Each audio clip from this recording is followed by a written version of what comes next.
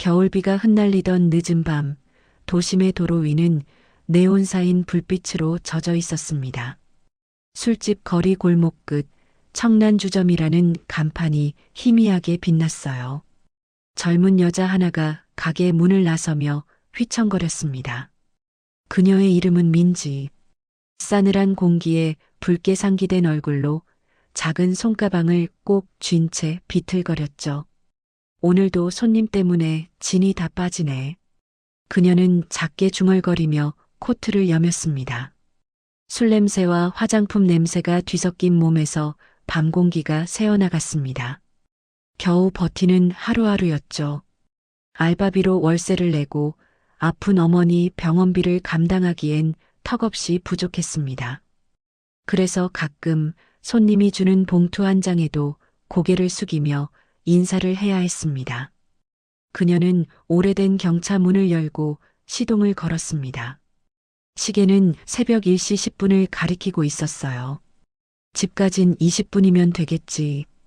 창문 밖엔 비가 부슬부슬 내렸습니다. 그녀는 라디오를 켜고 의식적으로 눈꺼풀을 뜨려 애썼습니다. 하지만 피로는 이미 한계를 넘어 있었어요. 그녀의 시야는 점점 흔들렸고 손끝은 차가웠습니다. 라디오에서 흘러나오던 노래가 멀게 느껴지던 순간 도로 끝자락에서 커다란 헤드라이트가 다가왔습니다. 순간의 눈부심. 민지는 브레이크 대신 엑셀을 밟아버렸습니다. 꽝! 굉음과 함께 세상이 멈춘 듯 했습니다. 차 유리 파편이 빗물 사이로 흩날렸고 민지는 핸들에 머리를 부딪히며 의식이 흐려졌습니다.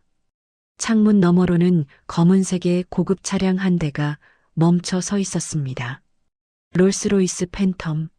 앞 범퍼가 찌그러지고 엔진룸에서 흰 김이 피어올랐습니다. 몇 초 뒤 그 차의 뒷좌석 문이 천천히 열렸습니다. 은색 코트를 걸친 노년의 여성이 조심스레 내렸습니다. 그녀는 나이 73, 이름은 윤정화. 대기업 회장의 미망인이자 300억대 자산가였습니다. 하얀 머리칼과 단정한 진주 귀걸이, 그리고 차분한 목소리가 그녀의 품격을 말해주고 있었죠. 운전기사가 다급히 다가왔습니다. 회장님, 다치신 데는 없으십니까? 정화는 고개를 저으며 조용히 말했습니다. 괜찮아요. 저 여자부터 봐요. 운전기사가 민지의 차 문을 열었습니다. 안쪽에서 흐느끼는 숨소리가 들렸어요. 민지는 이마에서 피를 흘리며 정신을 차렸습니다. 눈앞이 흐릿했지만 희미하게 보이는 정화의 얼굴을 향해 중얼거렸죠. 죄송해요. 정말 죄송합니다. 정화는 민지의 얼굴을 본 순간 손끝이 얼어붙은 듯 멈췄습니다. 그녀의 눈빛이 흔들렸습니다. 이 얼굴은? 운전기사가 놀란 듯 물었습니다. 왜 그러십니까, 회장님? 정화는 민지의 얼굴을 오래도록 바라보며 말했습니다. 닮았어요. 내 손녀와 아주 많이. 민지는 무슨 말인지 이해하지 못했습니다. 손녀요? 그녀는 희미한 의식 속에서도 그 말을 되묻고 싶었지만 이미 눈꺼풀이 무겁게 내려앉았습니다. 닮았다는 그 한마디가 희미하게 귓가를 스쳤습니다. 정화는 무릎을 꿇고 민지의 손을 잡았습니다. 그 손이 이상하리만큼 따뜻했습니다. 그리고 그 손끝에서 오래전 기억이 되살아났습니다.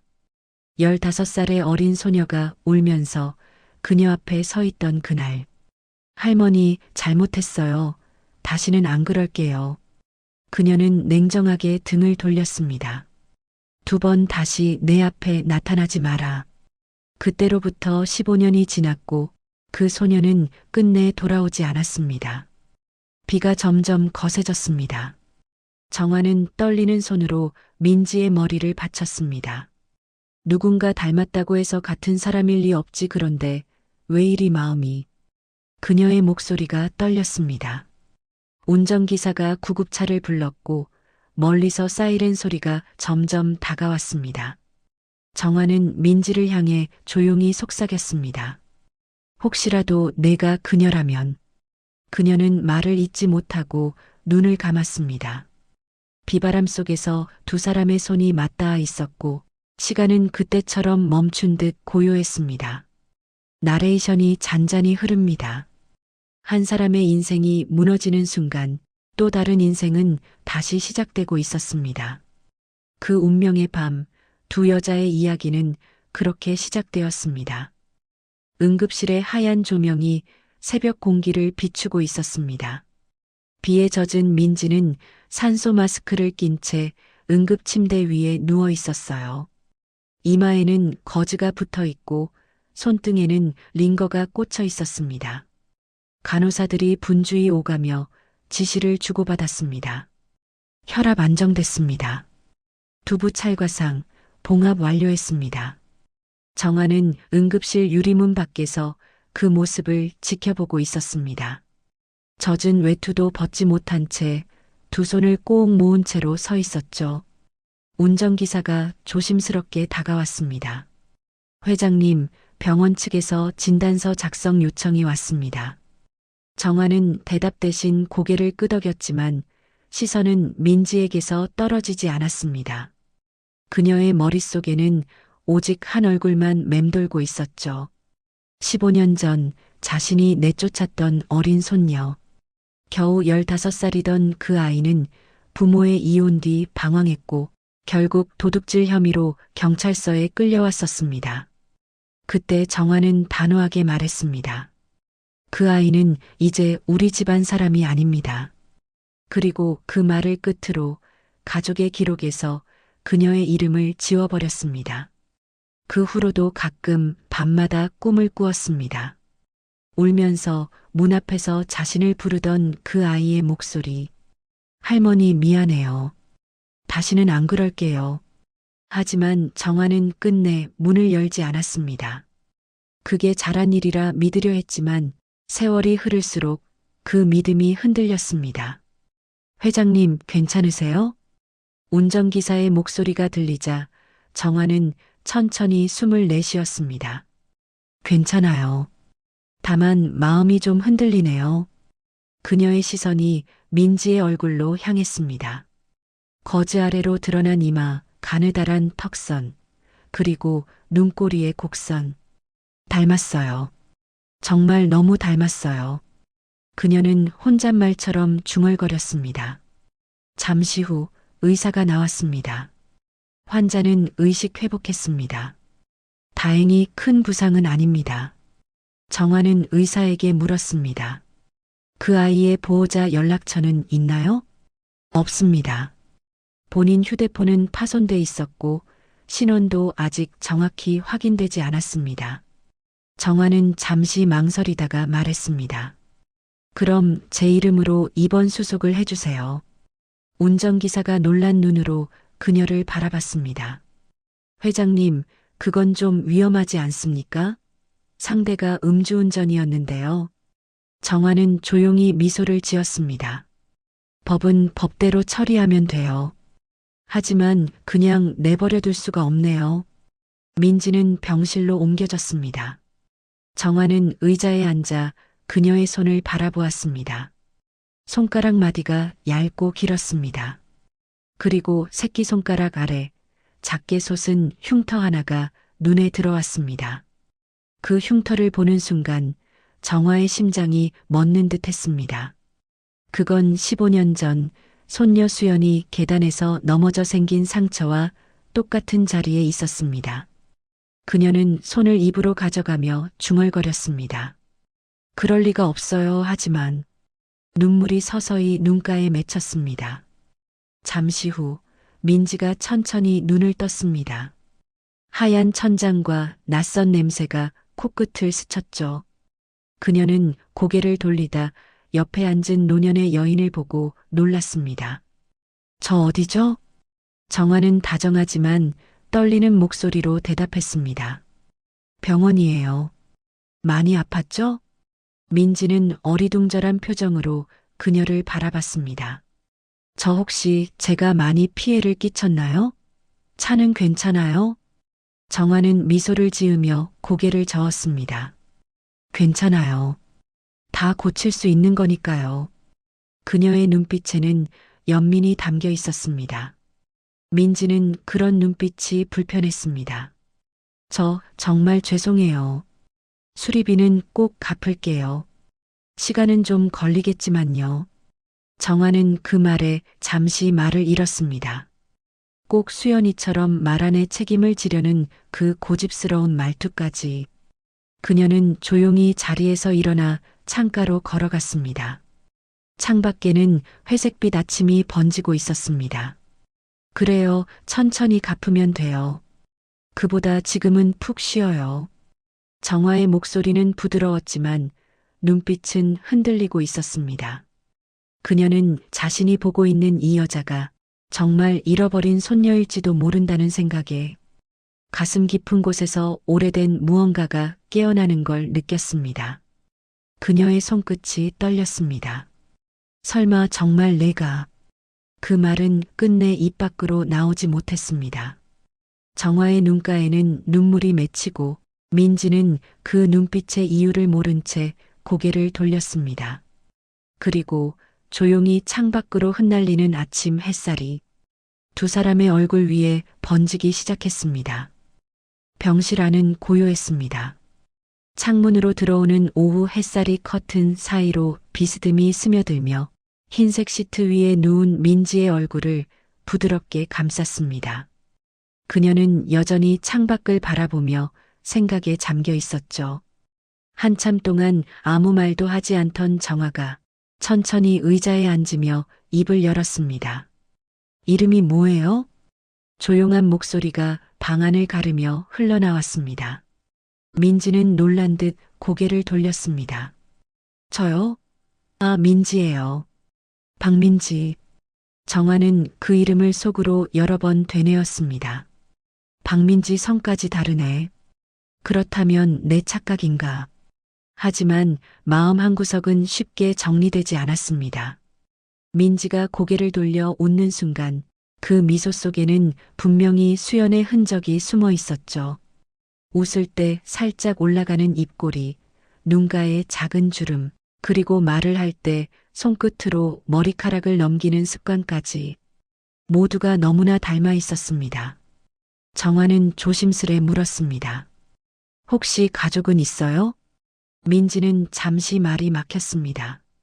아니요. 어머니랑은 연락이 끊긴 지 오래예요. 아버지는 제가 어릴 때 돌아가셨고요. 그녀의 목소리는 담담했지만 그 안에는 오래된 그늘이 스며 있었습니다. 정화의 가슴이 조용히 내려앉았습니다. 그래요, 세상살이가 참 고되죠. 민지는 쓸쓸히 웃으며 대답했습니다. 그래도 살긴 살아야죠. 엄마 병원비도 있고 월세도 밀려서. 그녀는 잠시 말을 멈추더니 창밖으로 시선을 돌렸습니다. 어쩌다 사고가 났는지도 모르겠어요. 죄송하다고 드릴 말씀이 없어요. 정화는 그 말에 고개를 저었습니다. 사람이 살다 보면 넘어질 때도 있고 부서질 때도 있어요. 그게 인생이죠. 그녀의 목소리는 차분했지만 눈빛에는 따뜻한 연민이 깃들어 있었습니다. 그때 간호사가 들어와 링거를 교체했습니다. 민지가 손목을 내밀자 정화의 시선이 그녀의 팔목에 멈췄습니다. 작고 낡은 팔찌 하나가 걸려 있었어요.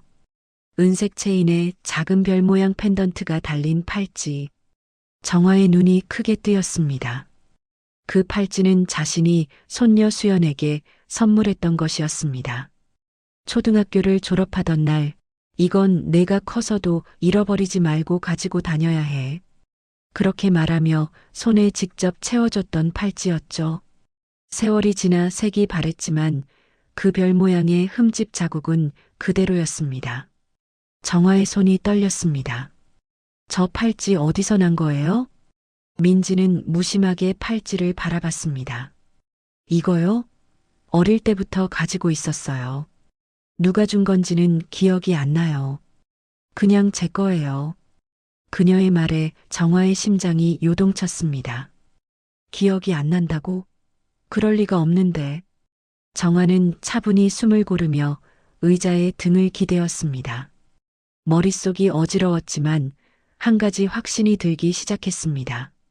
이 아이가 맞아. 내 손녀 수연이야. 살아있었구나. 그녀는 말없이 손을 뻗어 민지의 팔 위에 살짝 올렸습니다. 민지가 놀란 듯 그녀를 바라봤습니다. 정화는 떨리는 목소리로 말했습니다. 민지 씨, 팔찌 절대 잃어버리지 말아요. 그건 아주 소중한 인연이니까요. 민지는 어리둥절한 표정으로 고개를 끄덕였습니다. 그 순간 병실 문이 열렸습니다. 운전기사가 들어와 정화에게 서류를 건넸습니다. 회장님, 보험사와 경찰에서 보고서를 요청했습니다. 정화는 잠시 민지를 바라보다가 조용히 고개를 끄덕였습니다. 잠시 나갔다 올게요. 금방 올 거예요. 그녀의 목소리는 부드러웠지만 어딘가 울먹임이 섞여 있었습니다. 문이 닫히고 나서도 민지는 한참 동안 팔찌를 바라봤습니다. 이상하다. 저 사람 왜 그렇게 나를 보는 거지? 그녀는 가슴 어딘가에서 낯선 따뜻함이 피어오르는 걸 느꼈습니다. 그리고 어쩐지 그 눈빛이 싫지 않았습니다. 한편 복도로 나온 정화는 벽에 기대어 조용히 숨을 고르며 중얼거렸습니다. 세상에 살아있었구나. 내 손녀가. 그녀의 눈가에는 눈물이 고였습니다. 멀리서 간호사들의 발소리가 들려왔고 정화는 그 소리 사이에서 15년 전 끊어진 인연이 다시 이어지는 것을 느꼈습니다. 저녁이 되자 병실의 조명이 부드럽게 켜졌습니다. 민지는 링거액이 천천히 떨어지는 소리를 들으며 멍하니 천장을 바라보고 있었습니다. 정화가 다녀간 뒤로 이상하게 마음이 가라앉지 않았죠. 그녀의 눈빛, 목소리, 그리고 마지막으로 했던 말까지 자꾸 머릿속에 맴돌았습니다. 그건 아주 소중한 인연이니까요. 그 말이 왜 이렇게 마음에 남을까? 민지는 자신도 모르게 팔찌를 만지작거렸습니다. 차가운 금속의 감촉이 익숙하면서도 낯설게 느껴졌습니다. 어릴 적 기억이 거의 없다고 생각했는데 지금 이 순간 희미한 장면들이 머릿속에서 떠올랐습니다. 좁은 마당, 낮은 담장 너머로 보이던 감나무 한 그루, 그리고 하얀 머리를 묶은 할머니가 부르던 목소리. 수연아, 넘어지면 안 된다. 천천히 걸어야지. 그 목소리가 너무 생생해서 민지는 무의식적으로 눈을 감았습니다. 그러나 곧 머릿속이 복잡해졌습니다. 이상하네, 그런 기억 있을 리가 없는데. 내 이름은 수연이 아니잖아. 난 박민지야. 그녀는 자신에게 그렇게 되뇌며 고개를 흔들었습니다. 그때 병실 문이 조용히 열렸습니다. 정화가 작은 과일 바구니를 들고 들어왔습니다. 좀 나아졌어요? 민지는 천천히 고개를 끄덕였습니다. 덕분에요. 많이 괜찮아졌어요. 정화는 의자에 앉으며 웃었습니다. 그래요. 젊은 사람은 회복이 빠르네요. 그녀는 민지의 팔찌를 다시 한번 바라봤습니다. 은빛별 모양이 조명에 반사되어 반짝거렸습니다. 그녀의 손끝이 살짝 떨렸습니다. 민지 씨, 혹시 어릴 적에 살던 곳 기억나요? 민지는 잠시 생각하다가 고개를 저었습니다. 아마 부산 쪽이었을 거예요. 엄마랑 단둘이 살았어요. 아빠는 기억이 거의 없고요. 정화는 조용히 숨을 고르며 물었습니다. 혹시 어머니 성함이 박은경 씨인가요? 민지는 놀란 듯 눈을 크게 떴습니다. 네, 맞아요. 근데 어떻게 아세요? 정화의 손이 그대로 멈췄습니다. 잠시 말이 나오지 않았습니다. 그분을 예전에 잠깐 만난 적이 있었어요. 그녀는 간신히 그렇게 말했지만 심장은 미친 듯이 뛰고 있었습니다. 그녀는 정확히 기억하고 있었습니다. 15년 전 집안 재산을 놓고 다투던 자리에서 사위의 여동생 박은경이 찾아왔던 일을. 그 여자가 아이를 데리고 울면서 문 앞에 서 있던 장면을 그 아이를 받아달라. 제발 이 아이만은 버리지 말아달라. 그때 정화는 냉정하게 문을 닫았습니다. 그 아이는 우리 집안 피가 아니야. 그 말 한마디가 두 사람의 인생을 갈랐습니다. 그때의 아이가 바로 지금 눈앞에 있는 민지였습니다. 정화는 그 사실을 믿기 어려웠지만 운명은 잔인할 만큼 명확했습니다. 그녀의 눈에 눈물이 맺혔습니다. 은경 씨 결국 그렇게 살았군요. 속으로 중얼거렸지만 목소리가 조금 떨렸습니다. 민지는 그 말을 듣지 못했지만 정화의 눈가에서 흘러내리는 눈물을 보고 조심스럽게 물었습니다. 왜 우세요? 정화는 서둘러 손수건을 꺼내 닦았습니다. 아니에요. 요즘 감정이 좀 많아서 그래요. 나이 들면 괜히 눈물이 많아진다니까요. 그녀는 미소를 지었지만 그 안엔 깊은 후회가 깃들어 있었습니다. 그때 문을 열어줬다면 이 아이가 이렇게 살진 않았을 텐데. 정화는 조용히 자리에 일어나 과일을 꺼냈습니다. 배고플 텐데 이거 조금 먹어요. 직접 깎았어요. 민지는 수줍게 웃으며 과일을 받았습니다. 감사합니다. 할머니 같으세요. 그 말에 정화의 손이 순간 멈췄습니다. 그리고 천천히 웃었습니다. 그래요. 그렇게 불러도 좋아요. 두 사람 사이에 잠시 따뜻한 공기가 흘렀습니다. 그러나 정화의 눈동자에는 여전히 깊은 슬픔이 어렸습니다. 그녀는 속으로 되뇌었습니다. 이 아이에게 진실을 말할 수 있을까? 15년 동안 벌인 죄를 어떻게 용서받을 수 있을까? 창밖에는 겨울 저녁의 붉은 노을이 비치고 있었습니다. 시간이 천천히 흐르며 잃어버린 세월이 다시 살아나는 듯 했죠. 정화는 민지의 곁에 앉아 그 노을을 함께 바라보았습니다.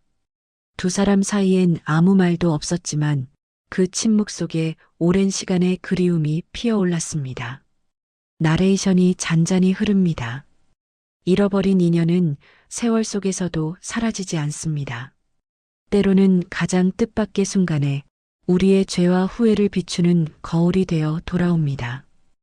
다음 날 아침 병원 복도에는 맑은 햇살이 길게 비치고 있었습니다. 하얀 벽과 푸른 병원복 사이로 잔잔한 공기가 흐르고 있었죠. 정화는 병실 앞 의자에 앉아 있었습니다.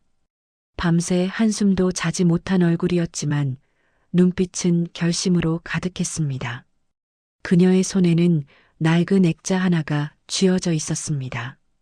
사진 속에는 어린 소녀가 활짝 웃고 있었죠. 흰색 원피스에 머리를 따은 아이, 그리고 그 옆에는 젊은 시절의 정화가 있었습니다. 그녀는 손가락으로 아이의 얼굴을 천천히 따라 그었습니다. 수연아, 내가 맞구나. 틀림없어.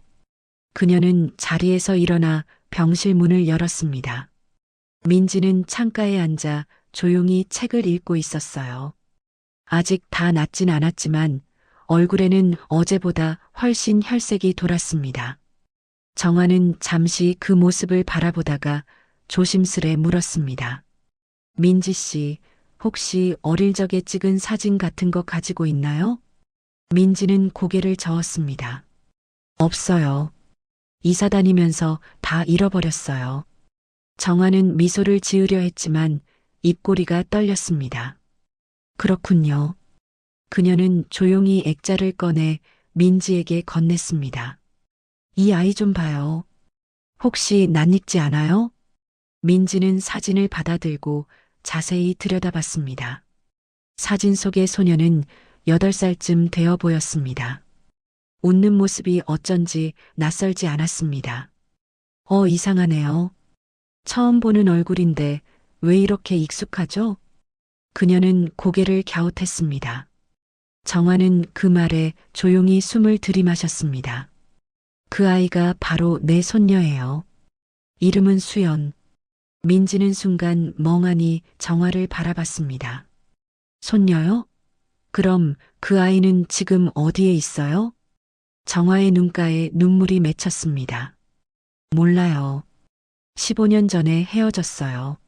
내가 그 아이를 내쫓았거든요. 그녀는 고개를 숙이며 낮게 중얼거렸습니다. 그날 문만 열어줬다면 이렇게 되지 않았을 텐데. 민지는 당황한 듯 고개를 저었습니다. 회장님, 그런 말씀 마세요. 그땐 어쩔 수 없는 사정이 있었겠죠. 하지만 정화는 고개를 들며 민지를 똑바로 바라봤습니다. 아니요, 제 탓이에요. 그 아이가 겁에 질려 울고 있었는데도 나는 냉정하게 문을 닫았어요.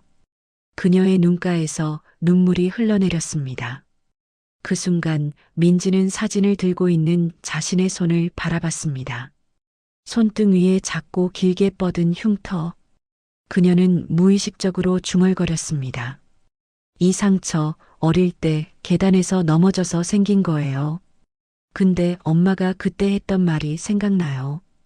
그날 너 대신 울던 사람이 있었어. 그분이 꼭 천사 같았다고. 정화는 그 말을 듣자마자 몸이 굳었습니다.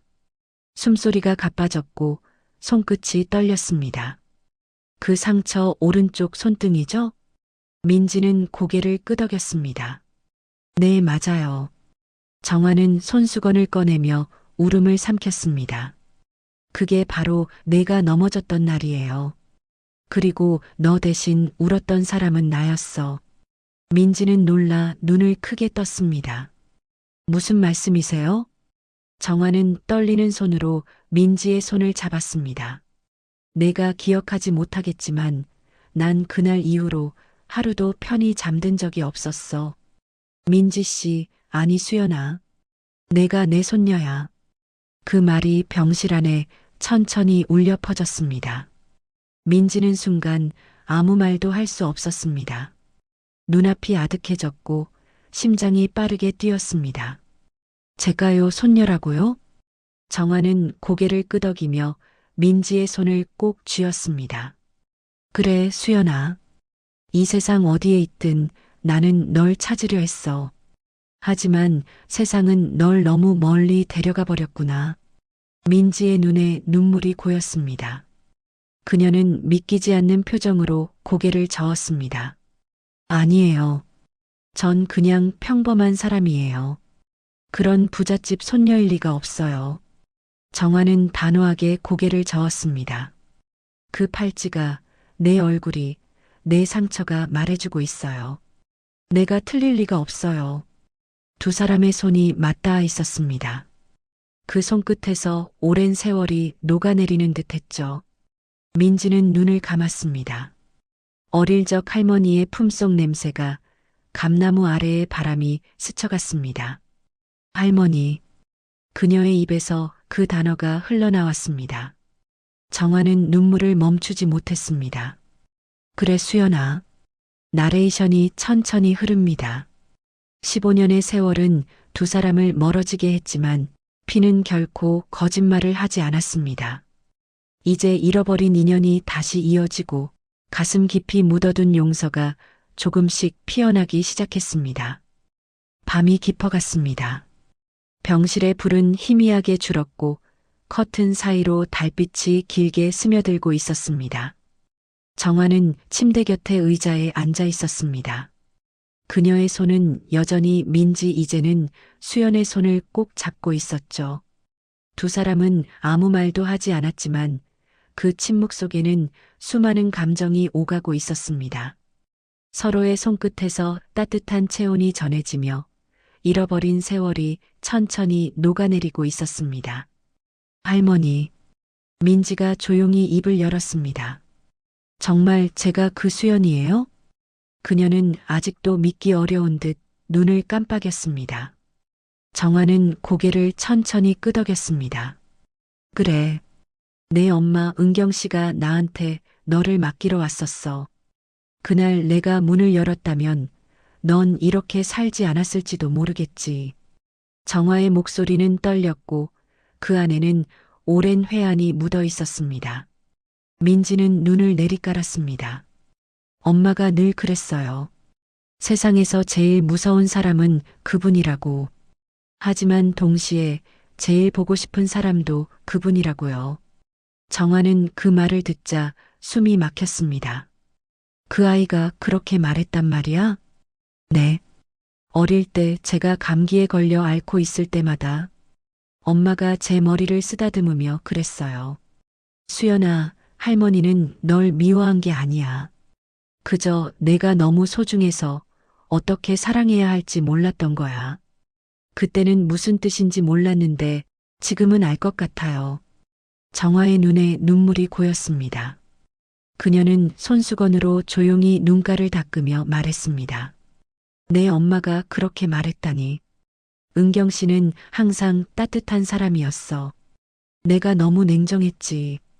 사위와의 갈등에 눈이 멀어서 그 여자를 원망했거든. 결국 그 너에게까지 닿아버렸구나.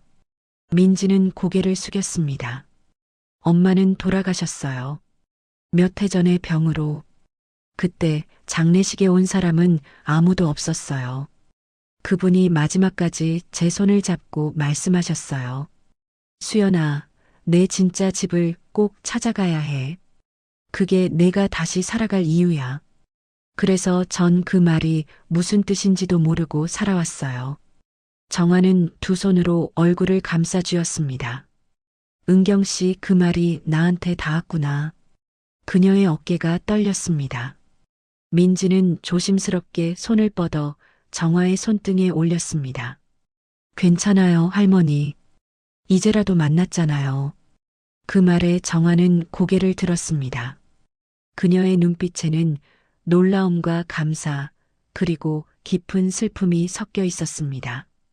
수연아, 나를 원망하지 않아? 민지는 고개를 저었습니다. 원망할 이유가 없어요. 그때 저는 아이였고 할머니도 사람인데 실수할 수 있죠. 엄마도 그랬어요. 인생은 결국 용서하는 연습이야라고요. 정화의 입가에 미소가 번졌습니다. 그녀는 민지를 조용히 안았습니다. 민지는 처음엔 어색했지만 곧 천천히 그 품에 얼굴을 묻었습니다. 그 품 안에서 따뜻한 냄새가 났습니다. 어릴 적 감나무 아래에서 맡았던 바로 그 향이었죠. 그때는 몰랐어요. 민지가 속삭였습니다. 세상에서 제일 따뜻한 게 사람의 품이라는 걸. 정화는 눈을 감았습니다.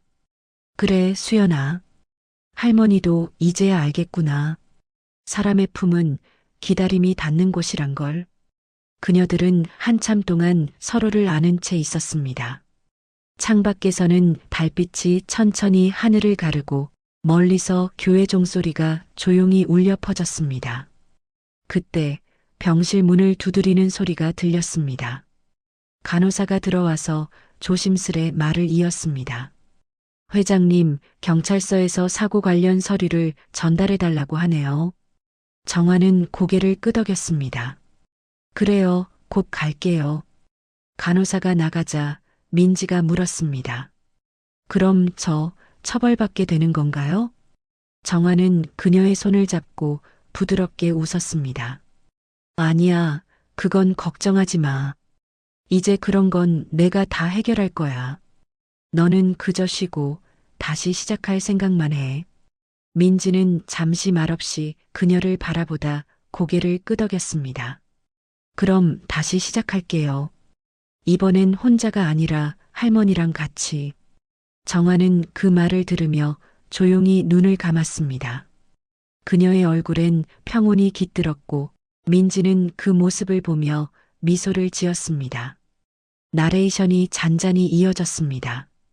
15년의 세월은 두 사람에게 깊은 상처를 남겼지만 그 상처 위에서 피어난 건 미움이 아니라 용서였습니다. 용서는 늦게 피어도 그 향은 오래 남습니다. 그날 밤 달빛은 유난히 밝았습니다. 하얀 병원 천장 위로 두 사람의 그림자가 겹쳐져 있었습니다. 이제야 비로소 잃어버린 세월이 제자리로 돌아오고 있었습니다. 며칠이 지나고 병실의 공기는 한결 밝아졌습니다. 창문으로 들어오는 아침 햇살이 포근했고 민지는 이제 퇴원을 앞두고 있었습니다. 하얀 병원복 대신 평범한 코트를 입은 그녀의 얼굴엔 오랜만에 생기가 돌았죠. 정화는 그 옆에서 미소를 지으며 과일을 깎고 있었습니다. 이제 완전히 건강해 보이네요. 덕분이에요, 할머니. 민지는 여전히 그 말이 어색했지만 그 단어 속에서 느껴지는 따뜻함이 마음을 채웠습니다. 정화는 그 말에 눈을 가늘게 웃으며 대답했습니다. 이제 다시 불러줘서 고마워요. 그 한마디 듣고 싶어서 참 오래 걸렸네요. 둘 사이엔 고요하지만 따뜻한 공기가 돌았습니다. 그때 병실 문이 열리고 운전기사 김 실장이 들어왔습니다. 그는 서류 봉투를 들고 조심스럽게 말했다. 회장님, 경찰서에서 음주운전 사고 조사 관련 서류가 마무리되었습니다. 정화는 잠시 민지를 바라보다가 봉투를 받았습니다. 그 일은 더 이상 문제 삼지 않겠다고 했죠? 예, 회장님. 피해자는 처벌 의사가 없다고 진술했습니다. 민지가 놀란 눈으로 정화를 바라봤습니다. 그 피해자가 할머니 차주였죠? 설마. 정화는 조용히 웃으며 그녀의 손을 감쌌습니다. 그래요, 바로 나예요. 하지만 이제 그런 일은 중요하지 않아요. 사람은 누구나 실수할 수 있잖아요. 그 사고가 우리를 다시 만나게 해줬으니 그건 벌이 아니라 선물이에요. 민지는 말을 잇지 못했습니다. 눈가가 뜨거워졌고 가슴이 뭉클했습니다. 할머니, 저 같은 사람을 용서해 주셔서 감사해요. 정화는 고개를 저으며 미소 지었습니다. 용서는 내가 나에게 준 거예요. 내가 버린 세월을 내가 이렇게 되돌려줬잖아요. 정화는 손수건을 꺼내 그녀의 눈가를 닦아주었습니다. 울지 말아요, 수연아. 이제부터는 울 일보다 웃을 일이 더 많을 거예요. 그 말이 끝나기도 전에 문 밖에서 인기척이 났습니다. 한 중년 여성이 병실 문 앞에 서 있었습니다. 그녀는 정화의 집안에서 오랫동안 일했던 가정부 김 여사였습니다. 회장님, 오랜만에 뵙습니다. 정화는 반가운 얼굴로 그를 맞았습니다. 김 여사, 잘 있었어요? 네, 그런데 그 아이가 정말. 김 여사는 민지를 보고 입을 다물지 못했습니다. 수연 양 정말 살아있었네요. 민지는 놀라 눈을 크게 떴습니다. 저를 아세요? 김 여사는 눈물이 그렁한 눈으로 다가와 그녀의 손을 붙잡았습니다. 아가씨, 어릴 때 제가 업고 다녔잖아요. 감나무 밑에서 귤 까먹던 거 기억 안 나요? 그 순간 민지의 머릿속에 잊고 있던 기억이 번개처럼 스쳤습니다. 짙은 향의 귤 냄새, 따뜻한 품, 그리고 멀리서 자신을 부르던 목소리. 수연아, 넘어지면 안 돼. 천천히 와야지. 그 기억이 너무 선명하게 되살아났습니다. 민지의 눈에서 눈물이 터져 나왔습니다. 기억나요, 기억나요. 그때 그 나무, 그 향기. 정화는 민지를 품에 안았습니다. 그래, 수연아. 이제 잊어도 돼. 그 모든 건 다 지나갔으니까. 그날 오후 정화는 운전기사를 불러 조용히 부탁했습니다. 김 실장, 오늘 저녁엔 수연이 데리고 집으로 갑시다. 회장님 댁으로요? 그래요. 이제 숨길 이유가 없죠. 민지는 놀라며 말했습니다. 저 같은 사람이 그런데 가도 돼요? 정화는 단호하게 대답했습니다. 그 집은 원래 내가 있어야 할 곳이에요.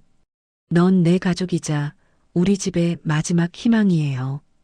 그녀의 말은 진심이었고 그 안에는 지난 세월의 회한이 묻어 있었습니다. 민지는 울먹이며 고개를 끄덕였습니다. 그럼 이번엔 도망치지 않을게요. 이번엔 할머니 곁에 있을게요. 정화는 미소를 지으며 그녀의 손을 감쌌습니다.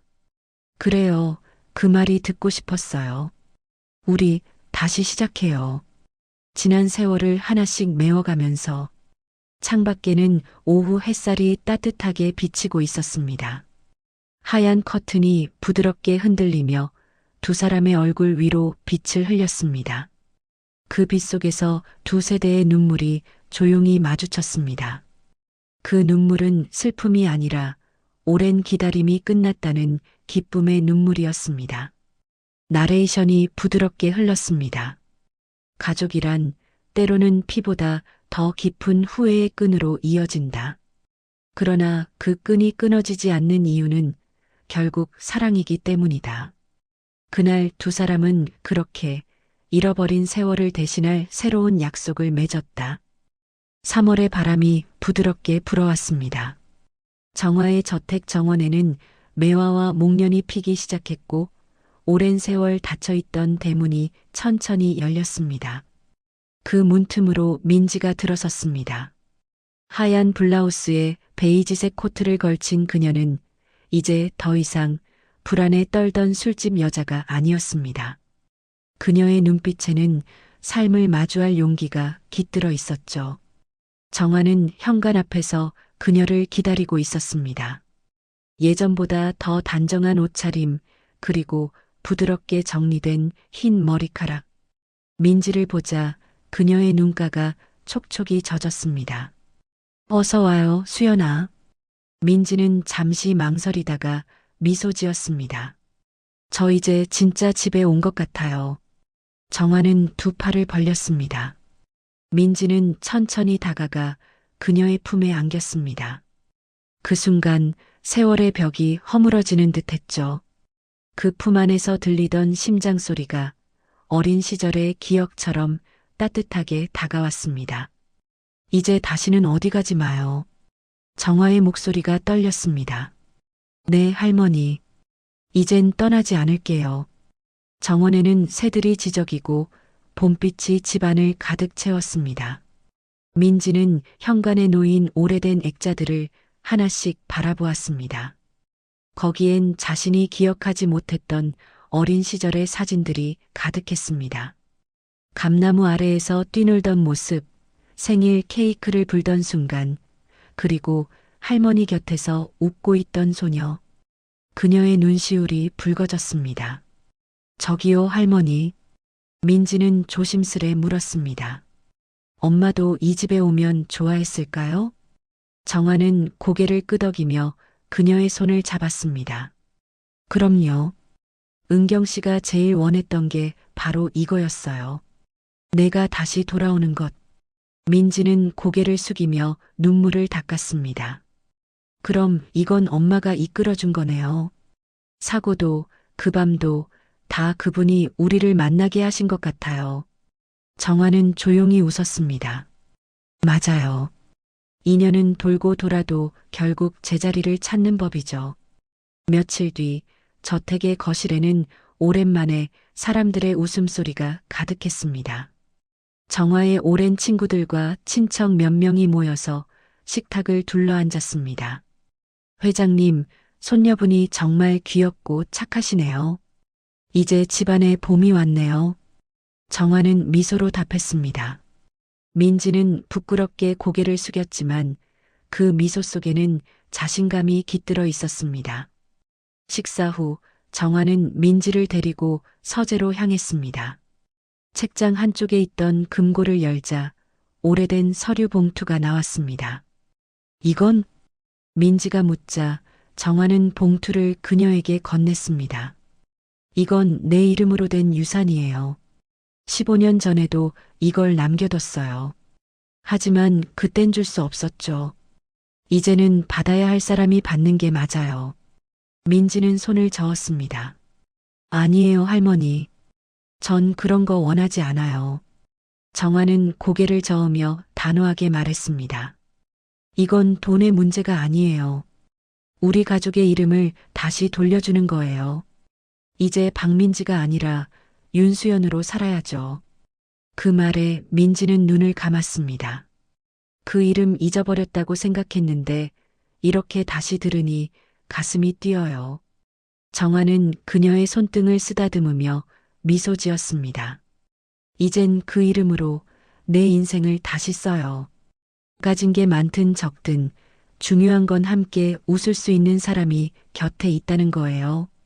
민지는 조용히 고개를 끄덕였습니다. 그녀의 눈에 눈물이 맺혔지만 이번엔 슬픔이 아닌 감사의 눈물이었습니다. 정화가 창문을 열자 봄바람이 방 안으로 들어왔습니다. 매화꽃잎이 바람에 흩날리며 책상 위로 내려앉았죠. 할머니, 저 약속할게요. 민지는 다짐하듯 손을 꼭 모았습니다. 이제부터는 제가 할머니 곁을 지킬게요. 그게 제 인생의 시작이에요. 정화는 눈을 감고 고개를 끄덕였습니다. 그래요, 수연아. 그 한마디면 충분해요. 그날 저녁 저택의 정원에는 잔잔한 음악이 흐르고 있었습니다. 민지는 벤치에 앉아 노을을 바라보았습니다. 멀리서 정화가 조용히 다가와 옆에 앉았습니다. 둘은 아무 말 없이 하늘을 바라보며 손끝으로 맞잡은 온기를 느꼈습니다. 나레이션이 마지막으로 이어졌습니다. 피는 인연을 맺지만 사랑은 그 인연을 이어줍니다. 15년의 세월을 돌아 다시 만난 두 사람은 이제 더 이상 과거에 묶이지 않았습니다. 그들의 봄은 그렇게 다시 피어났습니다. 카메라가 천천히 하늘로 올라가며 매화꽃잎이 흩날리는 정원의 전경이 한 폭의 그림처럼 펼쳐졌습니다. 두 사람의 웃음소리가 바람에 섞여 멀어져 갔습니다. 그 웃음은 오래도록 잔잔히 남았습니다.